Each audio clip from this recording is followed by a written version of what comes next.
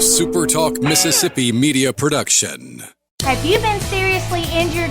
Mama Justice is here for you.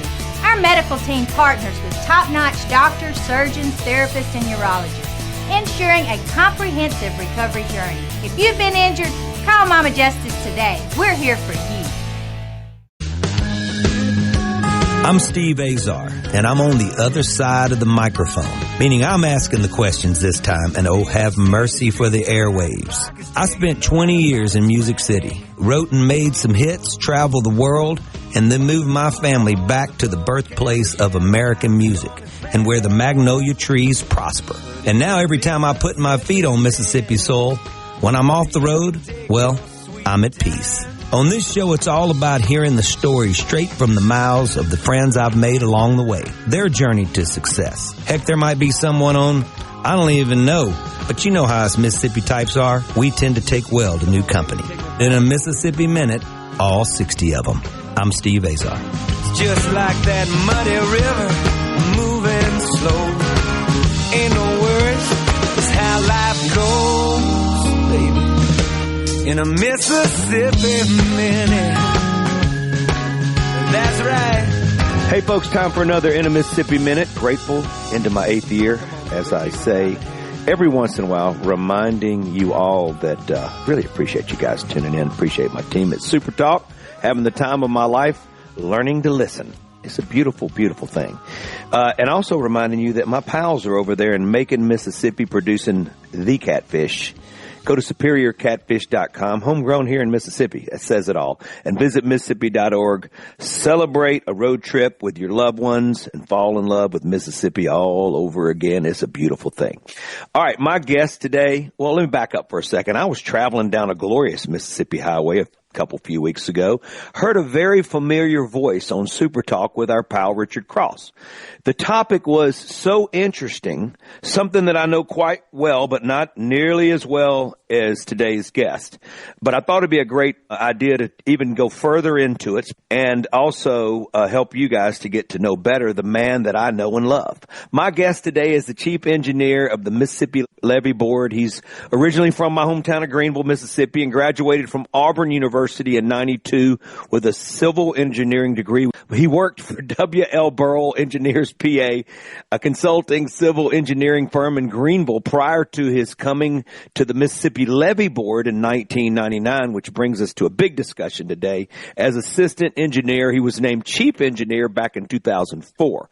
He's a professional engineer, professional land surveyor. He's a member of the Mississippi Engineering Society and Mississippi Association of Professional Surveyors. He serves on the engineering committee of the Mississippi Valley Flood Control Association. He's a member of the Flood Control and Water Resource Committee of Delta Council. He and his wife, Allison, bought Sherman's Restaurant, shout out to Charles, in 2012, and in 2021, after an unfortunate fire, relocated down the street and reopened Sherman's at South Main. It's been awesome. Peter and his wife, I just gave his name away, have 2 sons, Dylan and Paxton, and a daughter, Brantley. By the way, the man can move a tennis ball. He's pretty dang strong. My buddy Ken Purvis and I finally, after a whole lot of losses, let's just don't add them up. I don't need to do that. Took him and Gaines Dyer out. We were so excited that we celebrated with homemade pasta, and that was like our 1 or 2 only victories against them out of, well, let's just say it was a bad shooting night if you're a 3-point shooter. And you end up cleaning the Rubico courts because when you lose, you end up having to do that. But man, if you're going to lose to Gaines Dyer and my guest today, it's not such a bad thing. So let's welcome in Chief Engineer of Mississippi Levee Board, co-owner of Sherman's on South Main. Please road trip down here to see my dear pal, Peter Nimrod. What's up, Peter? Hey, good morning, Steve. How you doing? Are you asleep now after that intro? Man, no, it was good stuff. I appreciate the good intro there. That was awesome. 3 minutes and 14 seconds. That's maybe a record. You deserved it. You deserved it. Let's talk Gaines Dyer before we start, just in case, he's in Jackson now. We miss him so much. Have we ever met a more competitive guy and also someone that can still play such great tennis? He has this great affection for the game. Yeah, Gaines Dyer is amazing. He's been playing tennis his whole life. Great athlete, great man. public servant, just a military guy, just strong as they come, great lawyer, great career. He's probably, I guess he's around 80 now. And he moved a couple years ago down to Jackson. But before that, he was playing tennis in his backyard on his Rubico court every day for forever. I challenge anybody to tell me that they didn't play in their backyard tennis court more than this guy did. He scheduled matches every day. He brought out, weak players like myself and made it. Whatever. You're so humble, but you got to let that go now. I mean, look, I've taken lots of losses on Gaines Dyer's court. Lots of losses. So it made me a better player, that's for sure, just like you. Is that why you brought us in there, so you could have a lot of victories? Is that what it was? Yes, I want to win for a change, so we brought you in. And I played with Gaines instead against playing against him. So when you play against Gaines, most of the time you lose. Yeah, I know. Well, it was a time of our lives. I woke up with bursitis, and I asked my brother Freddie, who's a doctor, orthopedic guy in Memphis. I said, "Hey, I've got this big swelling on my knee," and he goes, "It's bursitis." And I said, "Wait a minute, Aunt B has bursitis," and he said, "Exactly. It's called age appropriate. It's time for you to stop." I said, "Gaines isn't stopping," and then Ken tore his clavicle. I mean, we were working really hard. I just want you to know that. All right, enough tennis. Okay. One more thing about Gaines. Sure. He's moved to Jackson, and he has found a new group, and he's got probably 8 guys that they play every day. Jackson, and he is having the time of his life. Yeah, playing matches every single day and just loving it. Love him so much, but I'm a little disappointed that it's not us now, but that's okay. Right. Gaines, if you're listening, we love you, buddy, and we're grateful that we have been mentored under you all our lives. You've been just such a special man. All right, the whole Dyer family, Jane Anna, Hunter, Howard, super family. Let's dig into this levee board stuff. There's a lot going on now. It sounds like it's taken a couple thousand years for all of you guys to come together. We're talking about the pumps down here. I know that we did a Mockingbird series and raised about $50,000 for the efforts, which is not even a drop in the bucket. After hearing what you said it's going to cost, and also finally getting the minds to come together, let's talk about, first of all, how long the Mississippi Levee Board has been around. Well, the Levee Board has been around 160 years. We were set up in right after the Civil War. The state of Mississippi, we had some makeshift levees there right before the Civil War started, and all those levees got blown up by Union troops for strategic military moves. And so once the war was over in 1865, the first thing the state did was say, we've got to organize a levee board to put these levees back in order so the Mississippi Delta can have a chance to survive, and farms can make it and people can make it in the Mississippi Delta. So that's when we were established, 1865, 160 years ago. Wow. So when we had the flood of 27, they talk about what happened as far as our soil. Is that the truth, that once the flood happened, it left us this incredible soil for farming, or is that just rumor? That's exactly right. So before the levee system was there for eons, when that Mississippi River would flood, it would bring sediment, and sediment would fall on top of the ground. We flatten the ground. The floodplain is very flat in the Mississippi Delta, and all that is just layers upon layers upon layers of sediment, very fertile sediment, and that's why our farming operations in the Mississippi Delta are so awesome, because our soil is so fantastic. And it is because of overbank flooding on the Mississippi River. Of course, we've stopped that now the last 160 years with levee systems and such, but we're trying to prevent a Mississippi River flood from flooding the Delta so that we can actually make a living in the Mississippi Delta during the flood season. How much have you learned over the last 25 years? I mean, you've been doing this a long time. Yeah, it's been an awesome job. I can't believe how wonderful my job is and how much I've enjoyed it. I've learned so much. We've done some really great things over the last 25 years of my career. Not just my career, but before me.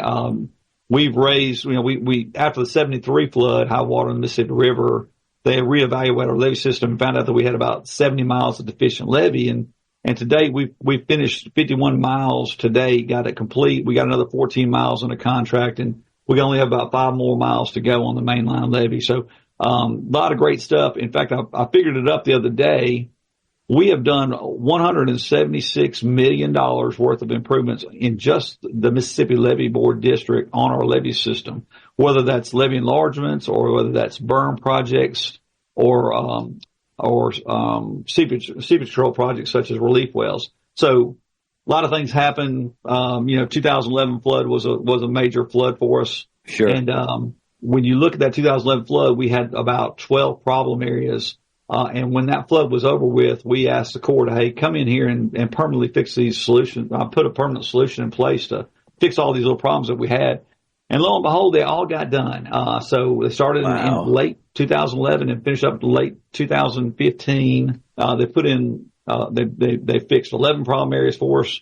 They put in about 187 relief wells, built about 4 miles of new land-side seepage berms, and all that added up. And then, as you know, 2016 through 2020, 5 years in a row, we had major floods on the Mississippi River, and we never had a problem at one of those locations again. So the Corps of Engineers can get something fixed. If you give them the money and you give them the time, they'll get it fixed. And that's why our levee system has improved so much in just the last 25 years. So it's been incredible.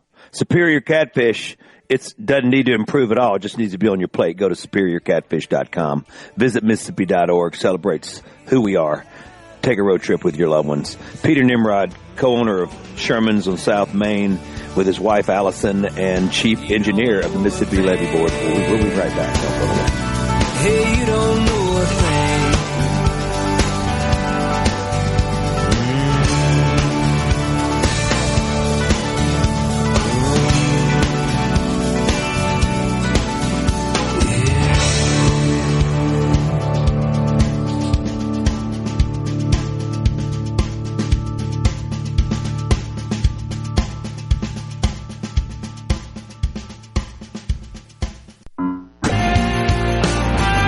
Rolling into a Mississippi Minute is how I like to do it. I like to rock. I like to roll. It's part of my, my psyche here, part of who I am, part of who we all are. We are the birthplace of America's music. Visit Mississippi.org celebrates that, and so many wonderful trails, the trail system, the blues trails, the country trail markers, the Freedom Trail, the Writers Trail. Check it out. Follow it. It's going to take you a long, long time. You're going to end up in Liverpool with the Blues Trail. It's crazy. And also Superior Catfish, man. Those folks over there in Macon, Mississippi are just doing it right. They're great people. They make incredible, beautiful, wonderful catfish that needs to be on your table. Go to store.superiorcatfish.com and you can order it to your house. Today's guest is Peter Nimrod. He's a co-owner of Sherman's on South Main. It's a staple down here in the Delta. Took it over from Charles Sherman, and him and Allison have just done wonders with it. He's also chief engineer. That's his main gig of the Mississippi Levee Board, and we're talking some serious stuff.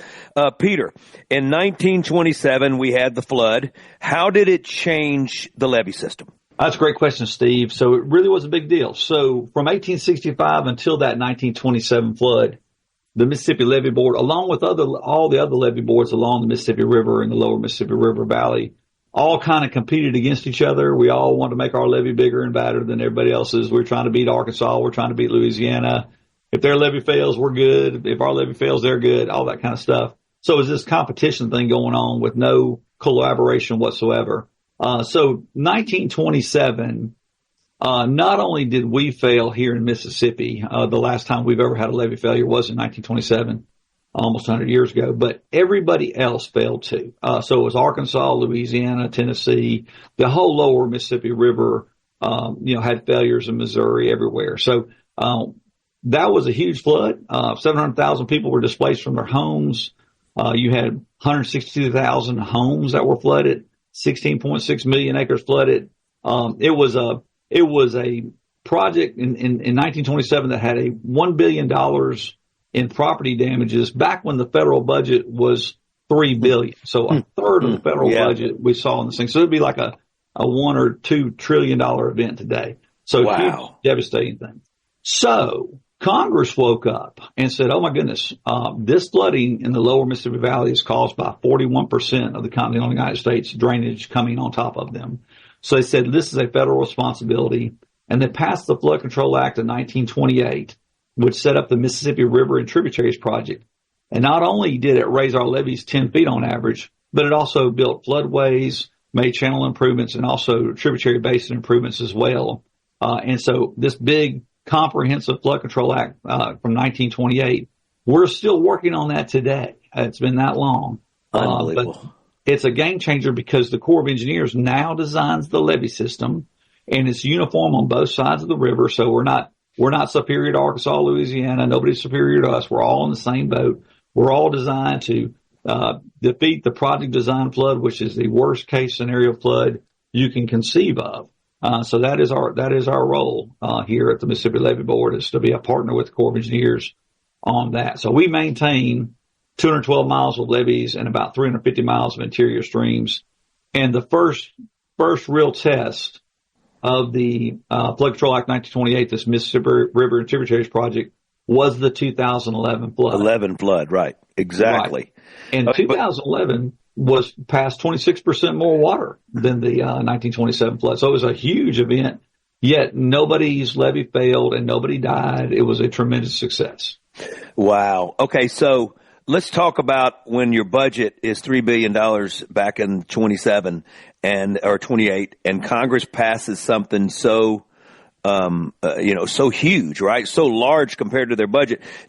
Back then, was the river working? I got a song called "The River's Working," but was the river? They knew the importance of it moving, and was there a ton of barges? What was going on back there as far as traffic and moving product? Yeah, the Mississippi River and Harbors Act was from 1879. So yes, we've known a long time that the river is very important to navigation and such. Yeah, there probably weren't many barges going up and down the river in 1928. That industry started probably in the 1940s, but we definitely had huge navigation things going up and down the river, bringing goods and services, on that interstate highway, the Mississippi River. And today it's even more important than it ever was before. And this MR&T project not only is about flood control, but it is about navigation on the Mississippi River by putting revetment out there to try to keep the river in one spot, putting stone dikes out in the river to force the water into a smaller channel so it keeps the sediment moving, which keeps the bottom of the river scoured out for navigation purposes. So this MR&T project was a wholeheartedly great thing for flood control and navigation. Do we have our own version of pirates back in those days? I bet they did. I think pirates have been around a good long time. I don't know. There are probably still pirates out there today taking advantage of smaller craft. So funny. All right. So you're opening up a lot of questions in my mind. We got a list of questions that I'm staring at, but I'm jumping off the beaten path because this is so interesting to me. That river has been such an inspiration for me writing songs. It's obviously well documented. I've spent most of my career so inspired by that moving body, and which can be pretty tough at times, right? Sure. With the currents and undertow and what goes on in that river. But as it can be as rough and tough, but also it could be so tranquil and so beautiful to just stare at.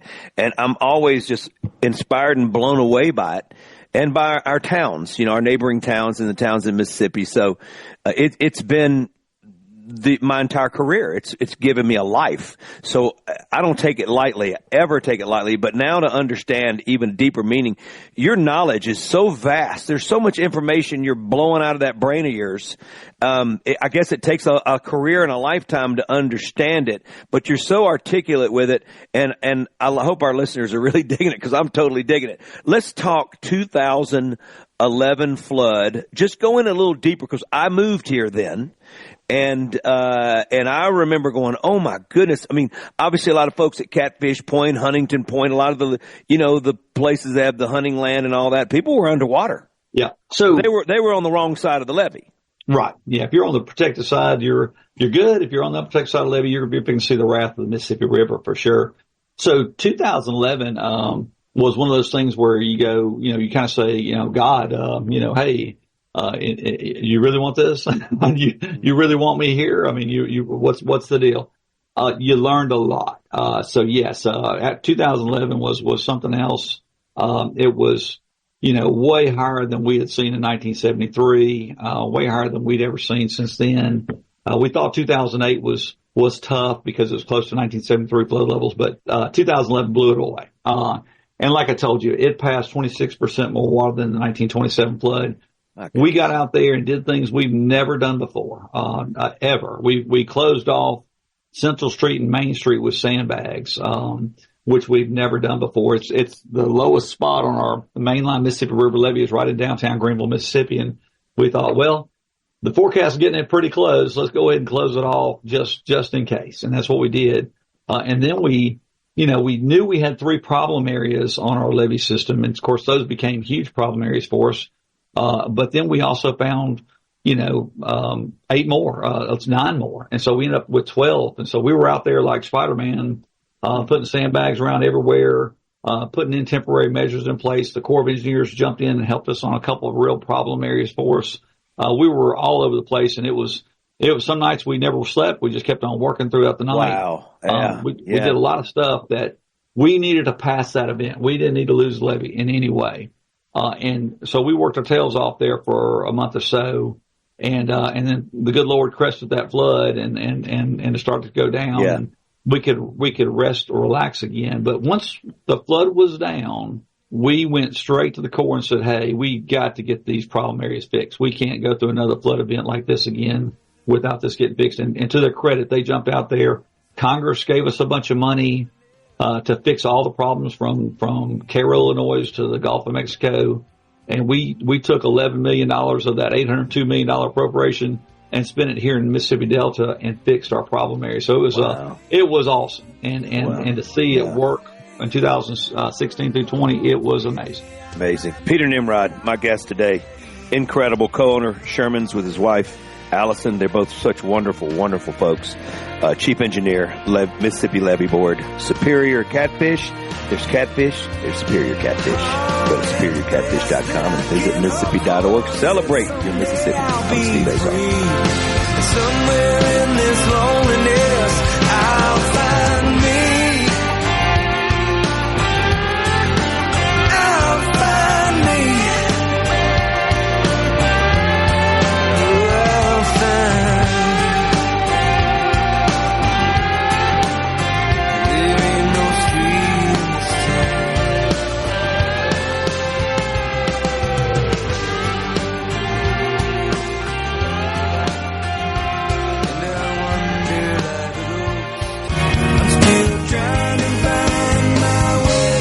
Up to $20,000 available for first-time home buyers. Hey folks, Steve Azar here. Helping is the heart of our friends at Guarantee Bank.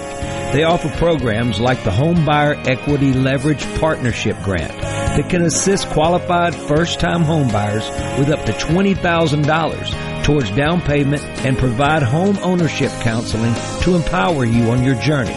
These funds are first come, first served. Learn more about this program and to apply now, go to gbtonline.com. Guarantee Bank, member FDIC.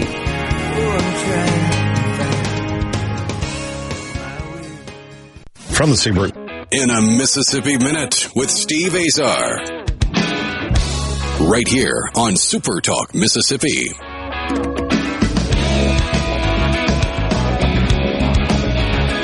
It's time to rock it, Mississippi. Peter Nimrod is my guest today. He co-owns Sherman's with his wonderful bride, Allison, and he's the chief engineer of the Mississippi Levee Board. And he can move a tennis ball, and he plays pickleball now. So, and it's just a matter of time before I have to send him to my brother because pickleball is like the number one, the most injuries that happen. And I don't know why. They're doing a study at Campbell's Clinic about that. So you got to stay safe, Peter. Speaking of staying safe, go to store.superiorcatfish.com. Wait at your door for the FedEx UPS folks to bring the best catfish around, produced right here in Mississippi. And visit Mississippi.org. Man, I've been working with the Visit Mississippi since I moved back, shortly after I moved back. And the folks there are just wonderful, and they care so much about tourism and folks coming and falling in love with our Mississippi like we are. Take pride in it, and that's the way we should be. And the way we should live, and we're on hallowed ground, baby. And we're talking hallowed Mississippi River with Peter today. Peter, let's talk about the creation of the Mississippi Levee Board? And is there the Louisiana Levee Board? Is there the Arkansas Levee Board, Missouri Levee Board, Minnesota Levee Board? Or are we the only ones? No, we're one of many. So when we were established in 1865, we went from the Bolivar-Coleman County line down to Vicksburg, to the Azar River. There was a flood in 1882 that flooded us from the north, and the state legislature decided to establish the Yazoo Mississippi Delta Levee Board to go from Memphis down to the Bolivar-Coleman County line. So they're based out of Clarksdale, Mississippi. So we affectionately call them the Clarksdale Levee Board, and they have about 100 miles of mainline levee, and then we're right below them. We have 212 miles of levee below them down to Vicksburg. So it's everybody's got a different setup. In Arkansas, there's several levee boards. Right across the river from us is the Southeast Arkansas Levee District of Arkansas. Reynold Myers is the board president there. And then you go down to Louisiana, and you got the 5th Louisiana Levee District. Reynolds Minsky is the president down there on that board. And there's multiple levee boards below him in Louisiana. And then, you got levee boards in Tennessee and Missouri and all over the place. So we do have there's a lot of different levee boards, and we all have to do our job. And Mississippi's got 2. So we've got to work together, because if Clarksdale's levee fails, we flood. If our levee fails, they flood. So we all work together for the common good. We're all set up differently. We all have different statutes. We all have different ways of doing business.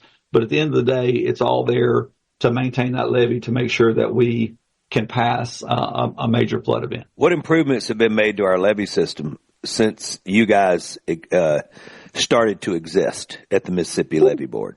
Well, if you go way back to 1860s, there was some makeshift levees there, and we just kept, connecting them and enlarging them. Every time there was a flood event, we said, we got to raise it 2 more feet. We'd raise it 2 more feet. We'd pass the next event. Then we might have a failure way back in the 1800s, and we'd say, let's fix that, and let's raise it up another couple feet. And in 1927, we thought we had it up to a great grade there, and everybody's levee failed. so that's when the court stepped in, and you can't just rely on levees alone. You have to have floodways to take water out of the system during major events. So like in 2011, not only did that levee, hold the water back, but you also utilized every floodway along the lower Mississippi Valley. You had Morganza opened up. That's the first time they'd ever actually opened it up for flood control, at all, but since the 1937 flood. And then you had Bonnie Carey opened up, and then you had Birds Point, New Madrid up in Missouri. They utilized that. That's the first time they'd used that since 1937. So very rarely used floodways that had to be utilized to take water out of the river so that we could safely pass it by. So it's a big system, not only levees, but floodways and everything else in the world. In 2011, we had to use all the features to make sure it all got first time. So what is 37? You mean 27 flood, or was there 37? No, so 1927 was the big flood. That's the last time we had a failure. But the biggest flood after 27 was 37 until 2011. Later. Wow. So 37, they started putting in the pieces of the puzzle. They had some floodways they had to utilize in 37 that they hadn't used at all until 2011. So some rarely used stuff. But it's there, and it's there to activate when we need it during a major flood event. What's the upkeep for all of that? Whoa, that's a great question. It takes lots of money. But this thing holds back, huge, like this river, this MRT project, has got 109-to-1 benefit to cost ratio. Mm-hmm. So where we've spent, lots of money on the projects from the last, 80 plus years, 90 plus years, we've gotten a huge return. So if you give me $1, and then I turn around and give you 109 back, you'd be pretty happy. And that's kind of what this project's about. So it's huge numbers, but it's protecting huge investments. All right, we got a little bit of this segment and a little bit of a smaller segment left, and we got to talk about the pumps. Sure. We got to talk about that because that is intriguing to me, especially worrisome to me and to our farmers down here. Not since the flood of Nashville, when we were way up in the air and we heard animals at night begging to find dry land, rooftops below us all covered. It was crazy. It was sad. It was just awful. And I haven't seen anything as devastating personally as when we moved back here and driving south, and the flood and the farmland being totally underwater forever, it seemed like.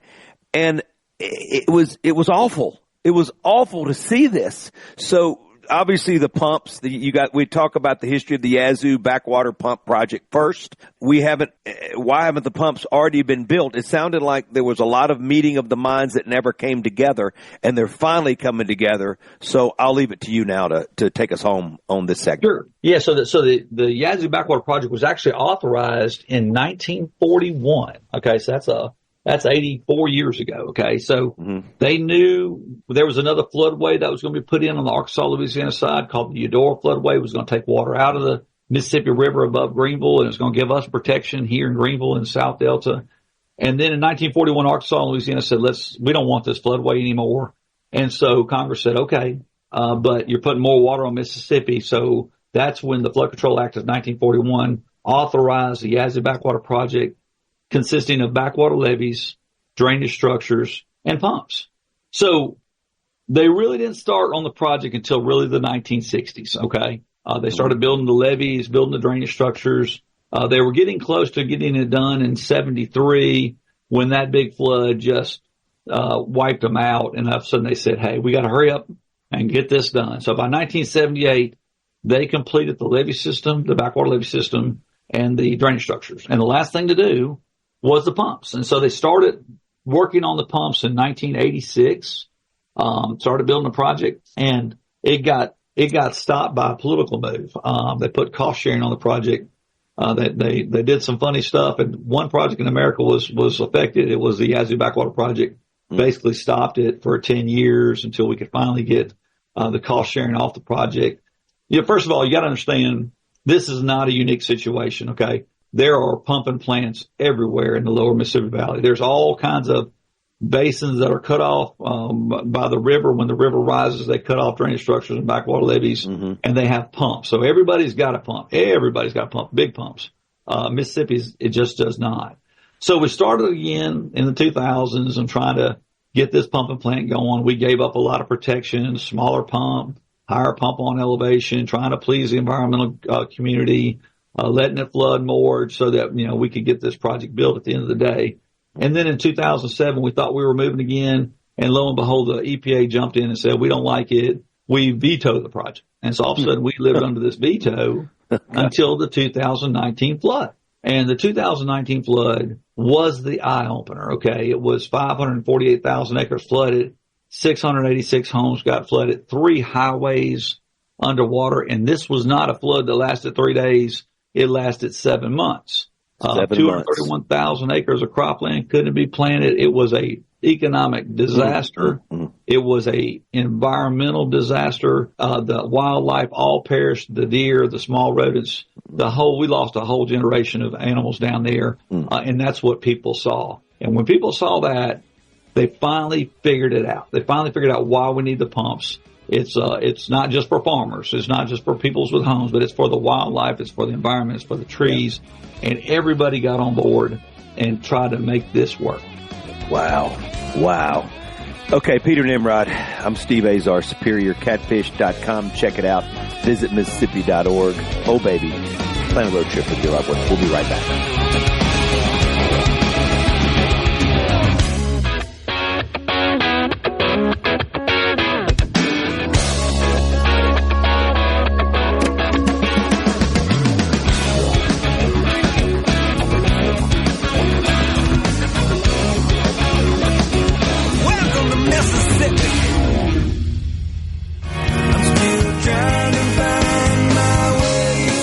$20,000 available for first-time home buyers. Hey folks, Steve Azar here. Helping is the heart of our friends at Guarantee Bank. They offer programs like the Home Buyer Equity Leverage Partnership Grant that can assist qualified first-time home buyers with up to $20,000 towards down payment and provide home ownership counseling to empower you on your journey. These funds are first come, first served, Learn more about this program and to apply now, go to gbtonline.com. Guarantee Bank, member FDIC.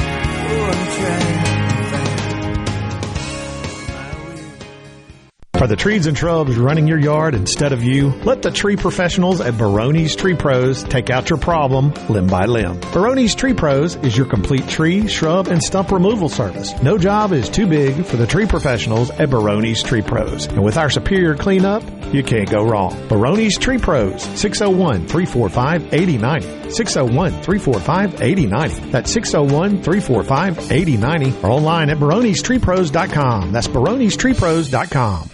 At Watkins Construction and Roofing, we're not just about repairs and replacements. With our Rooficide services, we help keep your roof looking new and free of those unsightly stains and algae for years to come. Safe, effective, and EPA approved. Rooficide is the simple solution for long-lasting roof protection. No harsh chemicals, no damage, just a clean, beautiful roof. Call Watkins Construction and Roofing today, 601-966-8233 or nomoreroofstains.com. Pickup truck, sports car, motorcycle, minivan, townhouse, two-story, farmhouse, fixer-upper.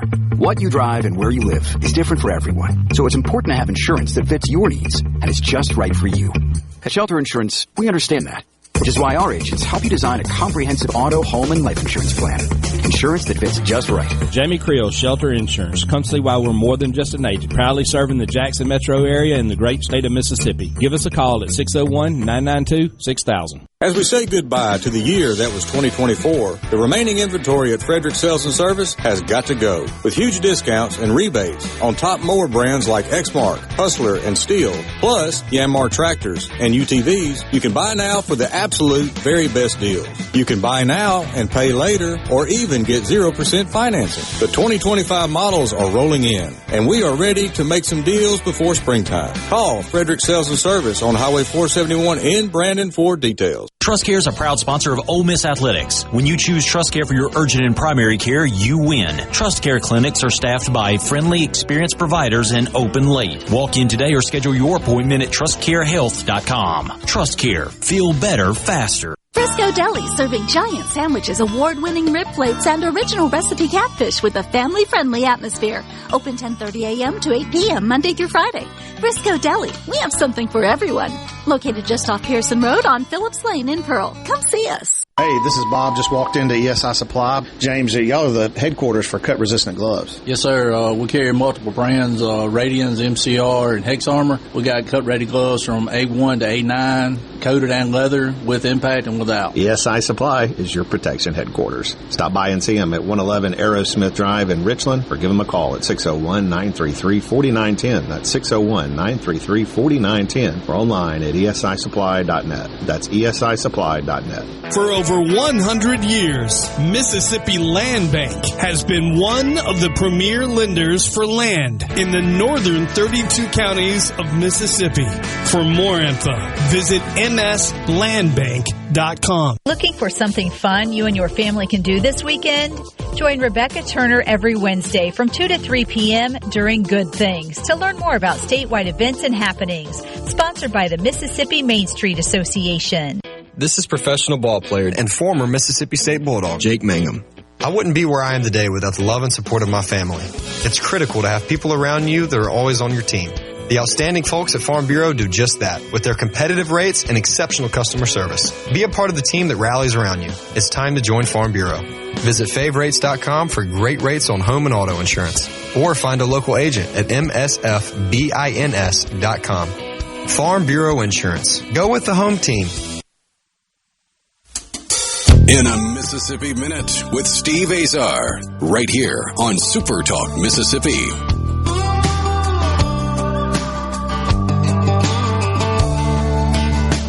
Flying down that levee road, trying to see how fast you go. I got my baby along for the ride. Man, spending a good time with a good buddy. That's what I'm doing today. A whole lot of good time. Peter Nimrod, he is the co-owner with his wife, Allison. You got to come down to Greenville and go to Sherman's on South Main. It's fantastic. And you're just going to love the hospitality and the food. It goes back a long way with our buddy Charles, and it just continues. The tradition has continued. And also, Gordon Ramsay was here tweaking things. And I want to talk quickly about that experience in this segment. Before we go there, Superior Catfish needs to be at Sherman's. I can tell you there's catfish and there's Superior Catfish. Go to superiorcatfish.com and visit Mississippi.org. Man, oh man, oh man. Come on, plan a road trip. Head out to Dancing Rabbit, which I'm going to be there next month for a couple days with friends from all around the country because they can't wait to play the Augusta that you can play. Pearl River Resort. Love my friends down there. Love being their brand ambassador. I'm grateful for sure. Peter, let's talk about the Gordon Ramsay experience. That guy right there, he's a heck of a cook, heck of a chef. He comes in, though, and he can dismantle some things and make things probably a little frustrating and a little difficult. What was that experience like being on his show? Yeah, that was really interesting. That was November of 2017. He came in looking for a family-owned restaurant that maybe was struggling a little bit financially, needed some help and maybe needed some updating. We fit the bill on that one. And so he came in, it was a 24-hour show. Yeah. 24 hours he got started and got it done. He had tons of local, contractors that came in, did painting. Wilmer Painting came in. We had flooring done. We had just kitchen appliances. We just did a whole lot of stuff in 24 hours. It was amazing. The problem we had was nobody here really watched Gordon Ramsay, so it was kind of a mystery. People said, "Oh, there's a national show here in Greenville. Oh, can't wait to see it." And so it came out in July of 2018 on national TV. And so everybody said a lot of times the first time people watch a Gordon Ramsay show was our show. And of course, it's Gordon Ramsay. So he makes you look hideous and horrible and makes you look like you don't know what you're doing. He's doing it for entertainment purposes. This is what they do, right?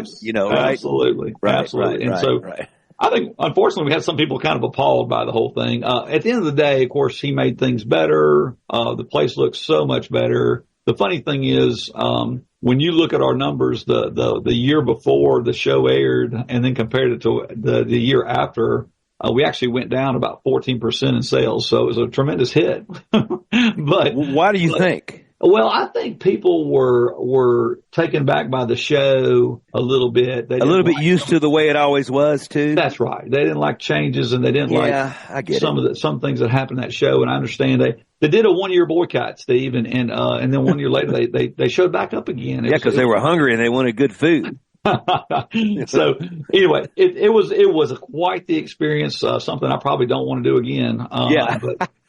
But it was interesting. Well, you burned down, right? Which is crazy. So after all of this, you have a fire and you decide to relocate. By the way, Wilmer Paint is in my house right now as we speak. Shout out to Billy Brazovich. We love him so much. He's remodeled most of our house. He's done such a great job. So shout out to Billy. But with that said, you guys moved to South Main. I love your location now. Easier to park. Much, much, much, much easier to park, right? And you've got some ideas about adding on to the north side, even more of an outdoor area. But your business has flourished ever since, right? Well, absolutely. The new location has just been a lot better. I mean, Charles's old location was fantastic. It was tight parking, and it was right at a very busy intersection. It was kind of hard to get in and out. And the building had some constraints just because of the footprint. This new place, we burned in January of 2021, and we bought the new place in August of 21, and we remodeled September, and then we opened up October 1st of 2021. And it has been great. It really is a little better atmosphere, a lot easier parking, a little more room. Just kitchen is way bigger. Did a lot of improvements in there, and so it's been really a blessing. A lot of windows, a lot of natural light. Mm-hmm. Allison has done a fabulous job, as she always does, on keeping the decor up and keeping the place looking great, and then keeping the staff together and keeping them top notch. So when you come in, you feel welcome, and you feel like you're going to get served, and you're going to also get great food. Well, I can't imagine anybody going from Charles Sherman, and then it couldn't have been anybody better than you and Allison. And it's been such a gift for us down here. I mean, this is staple. It's got history on its side. I mean, when you and I were growing up, we were going to the Shermans and getting those old po' boys in the back. I love you guys. I can't thank you enough for all you do. You've been such a treasure, such and so important, you and the Levee Board and the Corps, and I can't thank you enough for everything, buddy. We can't thank you enough, Steve. You have done so much for Greenville, and so much great things have happened in Greenville because of you. That Viking cruise ship, that you've got the number one show on the Mississippi River, and it's a spectacle. It's a lot of fun. Thank you for all you do for Greenville and Mississippi. I'm grateful, and I know you're grateful, and we love our Mississippi. We're always going to want to feel like that we need to get back because we'll never catch up, and I appreciate that. That means the world. Well, I love you, pal. Have a wonderful day. Peter Nimrod, folks, my guest. Come down to Greenville. Come to Sherman's at South Main, and man, we've learned all about the levee system. We need these pumps, and they got things going on now. Hallelujah. Superior Catfish got it going on. Come on. Go to superiorcatfish.com and visit Mississippi.org. Oh, yeah, your Mississippi is a beautiful place. Check it out. I'm Steve Azar.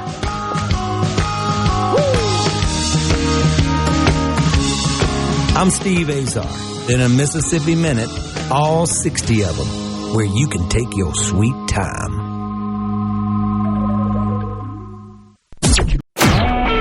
A SuperTalk Mississippi Media production.